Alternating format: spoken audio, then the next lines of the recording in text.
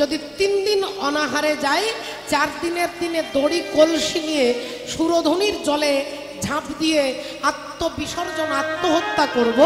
কিন্তু তোমার কাজ বাদ দিয়ে এই জড় জগতের কোনো কাজ আমি করতে যাব না, কারণ তোমার কাজ আমি করব আর আমার কাজ তুমি করবে। তাই তোমার দায়িত্ব আমি পালন করব। 3 দিন করার পরে দেখব যে তোমার সেবা করে যদি আমার ফ্যামিলির, আমার সংসারের কেউ অভুক্ত মারা যাচ্ছে, তাহলে 4 দিনের দিনে দড়ি কলসি নিয়ে সুরধনিতে জলে ঝাঁপ দিয়ে আত্মহত্যা করব। যে মাথাটা তোমার কাছে বিকিয়েছি সেই মাথাটা অন্য কারোর কাছে বেঁকাতে পারবো না। যে হাত দিয়ে তোমার সেবা করেছি সেই হাত দিয়ে অন্য কোনো মানুষের, অন্য কোনো অফিস আদালতের কাজ করতে পারবো না। তার থেকে আত্মহত্যা করা ভালো।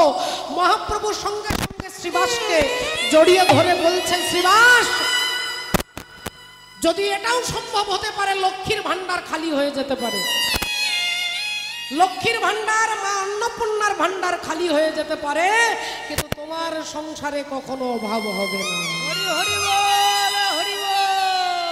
তোমার সংসারে কখনো অভাব হবে না, কথা দিচ্ছি।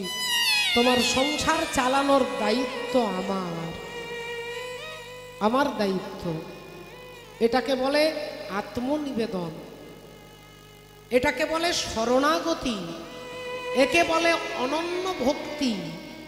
আর এই ভক্তিতেই ভগবান অর্জুনকে বলছেন, অনন্য চিন্তান্তে মাং যে জনা পর্যুপাসতে তেষাং নিত্যাভিযুক্তানাং যোগক্ষেম বহম। এই ভক্তের বোঝা ভগবান বহন করে। আর আমি 20% ভগবানকে বিশ্বাস করি, 80% আমি আমার ট্যালেন্টের উপরে বিশ্বাস করি। তাহলে হবে না বাবু? 100% শরণাগতি চাই। আর নইলে তুমি তোমার বিধি মার্গে, তুমি তোমার কষ্ট করে পরিশ্রম করে রোজগার করো, তাতে আপত্তি নেই।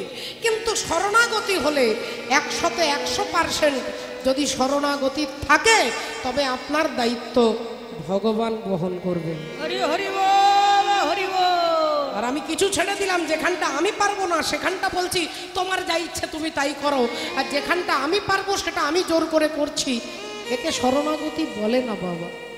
রাধে রাধে, হরি বল, হরে কৃষ্ণ। ভক্তমণ্ডলী, ভক্তিমতী মায়েরা, কুরুক্ষেত্রের যুদ্ধে রানী গান্ধারীর আপন বলতে আর কেউ রইল না, সব মারা গেছে। আর সেই গান্ধারী কেঁদে কেঁদে ভগবান কৃষ্ণকে বলছে, কৃষ্ণ রে, তুই আমাকে মা বলে ডাকবার মতো কাউকে রাখলি না। আবার 100টা ছেলে, আজ আমার মা বলতে কেউ বাকি নেই, কেউ নেই। আজ আমাকে মা বলে বুকে জড়িয়ে ধরবে এমন সন্তান আর কেউ নেই। চোখের জল মুছে গান্ধারী বলে ফেললেন একটা কড়া কথা, কৃষ্ণ, সবাই বলছে, এতদিন বিশ্বাস করিনি, কিন্তু আজকে বিশ্বাস করতে বাধ্য হলাম। কি বিশ্বাস? বলে, কুন্তি দেবী তোর পিসি বলে তার একটাও ছেলে মারা গেল না, আর আমি তোর নিজের পিসিমা নই বলে আমার একটাও ছেলে বাঁচলো না। আমার একটাও ছেলে বাঁচলো না, আর কুন্তির একটাও ছেলে মারা গেল না।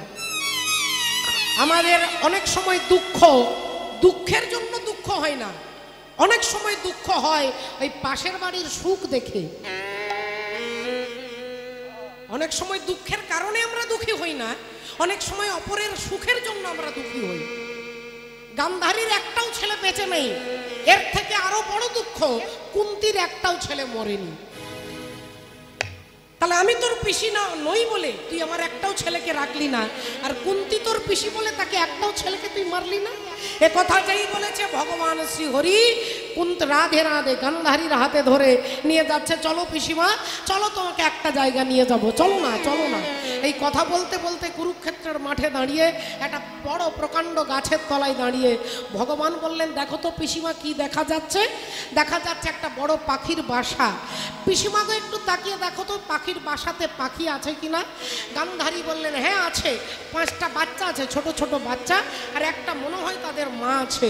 বললেন, দেখো পিসিমা, ওই যে টুনটুনি পাখির বাচ্চাগুলো আর তার মা রয়েছে না, এর একটা অতীত ইতিহাস আছে মাগো। 18 দিন আগে যেদিন কুরুক্ষেত্রের যুদ্ধ শুরু হবে, ওই বাসার মধ্যে তার বাবাও ছিল, বাচ্চাগুলোর বাবা। কিন্তু তিনি সাবধানতা অবলম্বন করেন, তাই বললেন, রাধে রাধে। এই দেখ, টুনটুনিকে বলছে, শোন টুনি, আর কিছুক্ষণ পরে যুদ্ধ লেগে যাবে, স্বার্থ আর পরমার্থের যুদ্ধ। এক পাশে স্বার্থ আর এক পাশে পরমার্থ। যুধিষ্ঠির যদি রাজা হয়, বললেন আমার রাজ্যের প্রতিটি প্রজাকে আমি ধর্ম উন্মুখী করব। আর দুর্যোধন বলছে যদি আমি রাজা হই তাহলে আমি গাড়িতে চড়বো, আমি ঘোড়াতে চড়বো, আমি ভালো খাবো, আমি ভালো থাকবো, আমাকে দেখলে সবাই হাত জোড় করে নমস্কার করবে। তাই একদিকে স্বার্থ আর একদিকে পরমার্থ, যুদ্ধ হবে। আর যুদ্ধে কে মারা যাবে কে না যাবে আমি তা জানি না, কিন্তু তুই আর আমি নির্ঘাত মরবো। তাই চল যুদ্ধ লাগার আগে আমরা পালিয়ে যাই। আর যেই বলেছে পালিয়ে যায়, টুনি বললেন স্বামী পালাবো মানে? 5টা বাচ্চাকে জন্ম দিয়েছি, এদেরকে ফেলে? বলে হ্যাঁ, এদেরকে ফেলে তুই আর আমি পালাবো, চল। এরা যা পারে করুক, এদের ভাগ্যে যা আছে তাই হোক, তুই আর আমি পালা। টুনি বললেন স্বামী কি বলছেন আপনি? আমার বাচ্চাদের ফেলে রেখে চলে যাব? হ্যাঁ যাবি, আমি বলছি তুই যাবি। টুনি বললেন না স্বামী, আমি যাব না। সে কি, এত বড় যুদ্ধ হচ্ছে, এক্ষুনি একটা গদার আঘাত লাগবে এই গাছের ডালে, আর বাসাটাও পড়ে ভাঙবে, তুইও মরবি আমিও মরবো। বললেন ও স্বামী একটা কথা বলুন তো, কাকে আপনি দেখছেন যে আপনার এত মৃত্যু ভয় হচ্ছে? কার দিকে তাকিয়ে আপনার এত মৃত্যুকে ভয় হচ্ছে? টোনা বললেন কেন দেখতে পাচ্ছিস না? অত্র সুরা মহেশ্বাসা ভীম অর্জুন সমযুধি যুযুধান বিরাটশ্চ ধ্রুপদশ্চ মহারথ ধৃষ্ট কেতু চেকিস্থান কাশী রাজশ্চ বীর্যবান। বড় বড় বীর, বড় বড় রাজ্যের রাজা এসেছে, আর তুই বলছিস কাকে দেখে ভয় হচ্ছে? এদেরকে মনে হচ্ছে না এরা জম, সব কাল জম দাঁড়িয়ে আছে?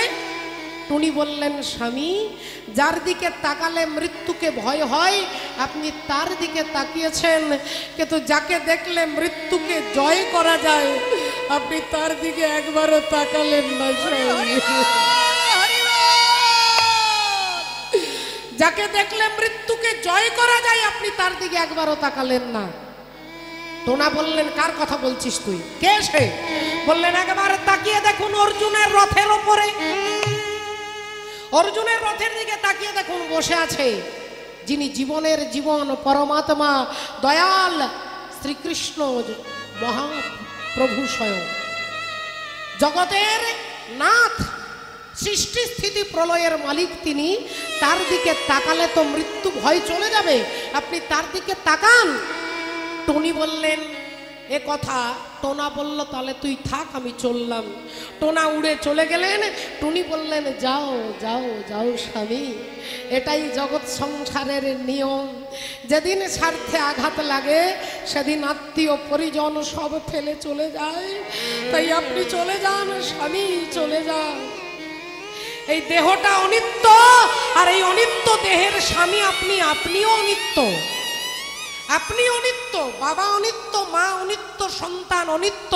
পরজন্মে পরবর্তী জন্মে আপনার মা উনি হবেন না, উনি আপনার বাবা হবেন না, কিন্তু আমার জন্ম জন্মান্তরের যিনি স্বামী আজ আমি তার উপরে ভরসা করে থাকব, দেখি তিনি আমার কপালে কি লিখেছে।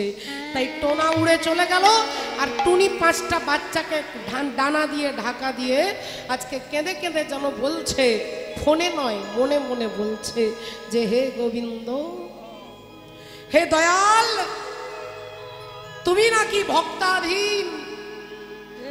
আজ আমি আমার স্বার্থে নয়, আমার মাতৃত্বে আঘাত লাগছে তার জন্য নয়, আজ আমি সন্তান হারা হব তার জন্যও নয়, আমি মারা যাব বলে এর জন্য দুঃখ নয়, মরতে তো একদিন না একদিন হবে, কিন্তু আজ আমার সম্মান তোমাকে রাখতে হবে। কারণ আমি আমার স্বামীকে বলেছি যে আমি জগৎ স্বামীর ওপরে ভরসা করে রইলাম। তাই তুমি আমার 5টা বাচ্চাকে আজকে দয়া করে রক্ষা করো, সুরক্ষিত করো। তুমি তোমার চরণে আত্মদান করলাম। এই টুনটুনি কানতে কানতে গোবিন্দকে বলছেন, আর অন্তর্যামী ভগবান শ্রীহরি দেখলেন দায়িত্বটা এবার আমাকে যখন দিয়েছে, এতক্ষণ আমি নিউট্রাল দাঁড়িয়েছিলাম, কিন্তু এবার তো আমাকে দায়িত্ব পালন করতে হবে। অমনি ভগবান হরি দেখলেন রাধে রাধে দেখাচ্ছেন, দেখো তো অর্জুন, দুর্যোধনের একটা পাগলা হাতি আসছে, ওই হাতিটার গলায় একটা ঘন্টা বাঁধা আছে, পারবে এই দড়িটাকে কেটে দিতে? অর্জুন বললেন এক্ষুনি করে দেখাচ্ছি। সঙ্গে সঙ্গে তীর দিয়ে আর দড়িটাকে যেই কেটে দিল, ঘন্টাটা ধপাস করে মাটিতে পড়ল।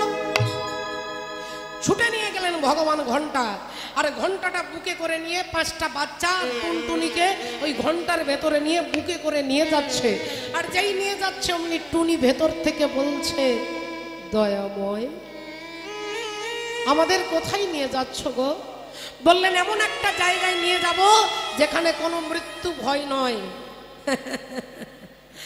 ও ঠাকুর, 18 দিনের যুদ্ধ হবে, 18 দিন যদি ফল না পাই, জল না পাই, তো এমনি তো মারা যাব। তুমি আমাদের ঘন্টার ভেতরে ঢুকিয়ে দিয়ে আমাদের ঘন্টা দেখাচ্ছ না তো, আমরা তো না খেয়ে এমনি মারা যাব। ভগবান বললেন চিন্তা নেই, 18 দিনের ফল 18 দিনের জলের দায়িত্ব আমার, আমি তোমাদের বহন করে দিয়ে আসবো। তাই টুনি আর তার 5টা বাচ্চাকে রেখে দিলেন দূরে একটা সুরক্ষিত জায়গায়। 18 দিন যুদ্ধ হওয়ার পরে ওই ঘন্টা থেকে 5টা বাচ্চার তার মাকে বাসার মধ্যে রেখে দিলেন। মা গান্ধারী, এবার তুমি বলো তুমি কি বুঝলে? গান্ধারী বললেন কিছুই বুঝলাম না। ভগবান বললেন কেন? তুমি তো কিছুক্ষণ আগে বললে যে কুন্তী আমার পিসি বলে তার একটাও ছেলে মরল না, আর তুমি আমার পিসিমা নও বলে তোমার একটাও ছেলে বাঁচলো না। তাহলে টুনটুনি কি আমার পিসিমা ছিল, না আমার মাসিমা ছিল, না আমার জেঠিমা ছিল, না কাকিমা ছিল? তার একটাও ছেলে মরল না কেন? কারণ টুনটুনি আমার চরণে আত্মনিবেদন করেছে, আমার চরণে আত্মনিবেদন করেছে। তাই এই সংসার কুরুক্ষেত্রে ভক্তির বৃক্ষে চেপে যিনি আমার চরণে করতে পারে আত্মদান, আমি তাকে রক্ষা করি, আমি স্বয়ং ভগবান। জগতের নাথ করো পার হে, জগতের নাথ করো পার, জগতের নাথ করো পার হে, জগতের নাথ করো পার, জগতের নাথ করো পার হে, জগতের নাথ করো পার, জগতের নাথ করো পার হে, জগতের নাথ করো পার, নাহি কান্ডারি ভাঙা মারা তরি, আশা নাই কুলে উঠবা, নাহি কান্ডারি ভাঙা মহার তরি, নারে গায়ে উঠিবা, প্রভু আমি গুণহীন বলে কর যদি হেলা, আমি গুণহীন বলে করো যদি হেলা, প্রভু আমি গুণহীন বলে কর যদি হেলা, আমি গুণহীন বলে করো যদি হেলা, তবে আশা নাই কুলে উঠবা, আশা নাই কুলে উঠবা, জগতের নাথ করো পার হে, জগতের নাথ করো পার, জগতের নাথ করো পার হে, জগতের নাথ করো পার, জগতের নাথ করো পার। শ্রদ্ধেয় বাবা ঠাকুর, ভক্তিমতী মায়েরা, তাহলে একটু ভেবে দেখুন তো মা, এই সংসার কুরুক্ষেত্রে ভক্তির বৃক্ষকে আশ্রয় করে যিনি ভগবত চরণে আত্মনিবেদন করেন, ভগবান বললেন তাকে রক্ষা করার দায়িত্ব আমার হয়ে যায়, আমি তাকে রক্ষা করি। তাহলে যতক্ষণ পর্যন্ত ভগবানের উপরে আমরা নির্ভর করতে না পারি, ততক্ষণ ভগবান তিনি কিছুই করতে পারেন না। আসুন আজকে তাহলে শ্রীবাস অঙ্গনে বিচিত্র পালঙ্কের ওপরে ভগবান ঘুমিয়েছেন। বিচিত্র পালঙ্কটা পেল কোথা থেকে? বলে বিচিত্র পালঙ্ক হৃদয় পালঙ্কে, রাধে রাধে। এই পালঙ্কের মধ্যে শ্রীবাস অঙ্গনে, শ্রী মানে সুন্দর, বাস মানে ঘর, এখানে তিনি ঘুমিয়ে আছেন, রাধে রাধে। তবে ঘুমিয়ে আছেন বলতে জড় জগতে আমরা যেভাবে ঘুমোই সেভাবে নয়। ভক্তের ইচ্ছা পূর্ণ করতে ভগবান তিনি ঘুমন, ভক্তের ইচ্ছা পূর্ণ করতে তিনি খান। কিন্তু গীতাতে ভগবান অর্জুনকে বলছেন অহমাত্মা গুঢ়াকেশ সর্বভূতা সায়া স্থিত। অহমাত্মা দশম অধ্যায় বিভূতি যোগ, যেখানে ভগবান পরিষ্কার করে বলছেন, ভগবান ওয়াচ অর্জুনকে বলছেন অহমাত্মা গুঢ়াকেশ, আমি নিদ্রাকে জয় করেছি, আমি কোনোদিন ঘুমোই না, আমি কখনো ঘুমোই না। তাহলে আমরা যে ভগবান কখনোই ঘুমোয়েন না, আমরা তাকে জাগানোর কি কোনো দরকার আছে? বলেন না? তাহলে তাকে তো জাগানোর দরকার নেই যিনি কখনো ঘুমোই না। বলে তাহলে কাকে জাগাতে হবে? না, ভগবান সত্তারূপে এই চৈতন্য সত্তাকে, যে চৈতন্য, যে চেতনা আমার ভেতরে সুপ্ত হয়ে আছে, যে চেতনা আমার ভেতরে চাপা পড়ে আছে, ওই চৈতন্য সত্তাকে জাগানোর কথা বলছেন। হরি হরি বল। এই চেতন সত্তাকে জাগাতে বলছেন, রাধে রাধে। তোমার ভেতরে যে ভগবান শুয়ে আছে, ঘুমিয়ে আছে সকল পিতা সব শিশুরই অন্তরে। এই জগতের পিতা তোমার ভেতরে যে ঘুমিয়ে আছে তাকে জাগানোর কথা বলছেন।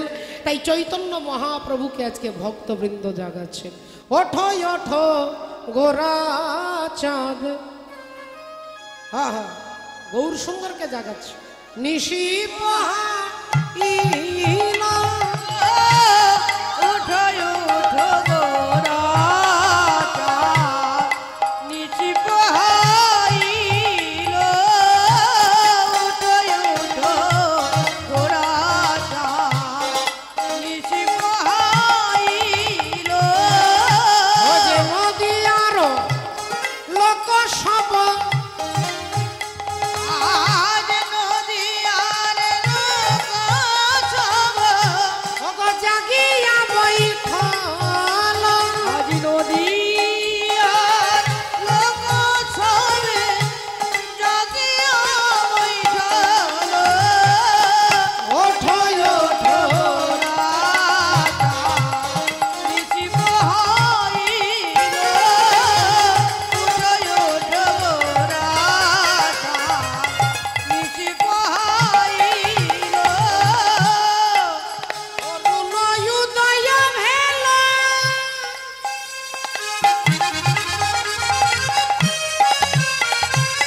আজ কাপিলা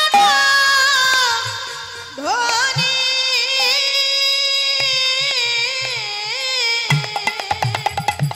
আজ ময়ূর ময়ূরী রব,